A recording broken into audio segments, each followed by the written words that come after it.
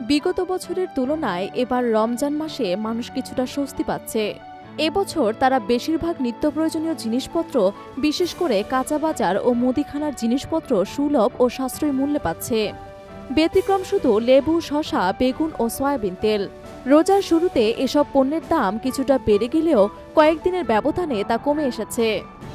সোমবার সরেজমিনে বিভিন্ন বাজার ঘুরে দেখা গেছে পণ্যের দাম আগের তুলনায় অনেকটাই কম। কৃষক, ব্যবসায়ী, পাইকার ও আড়তদাররা জানায়, এবছর শীত মৌসুম শেষ হওয়ার আগেই রোজা শুরু হয়েছে। ফলে বাজারে পেঁয়াজ, আলু, বেগুন, শসা প্রভৃতি সবজির সরবরাহ স্বাভাবিক রয়েছে। এ কারণে দাম বাড়েনি। আবার মুরগি ও গরুর মাংস বা ডিমের দামও কম রয়েছে। অন্যদিকে চিনি, খেজুর সহ কিছু আমদানি পণ্য সরকার শুল্ক ছাড়ের সুবিধা দেওয়ায় এসব পণ্যের দামও স্থিতিশীল বা কমতির দিক ছিল। অন্যদিকে বাজারে ভোজ্য তেলের সরবরাহ আগের চেয়ে বেড়েছে। ব্যবসায়ীরা আশা করছেন চলতি সপ্তাহে ভোজ্য তেলের দাম স্বাভাবিক অবস্থায় চলে আসবে। সরকারি তথ্য মতে গত ৫ মাসে নিত্য প্রয়োজনীয় পণ্যের দাম কিছুটা কমেছে। গত রমজানের তুলনায় এবার বেশিরভাগ পণ্যের দাম খুবই কম বলে জানান তারা।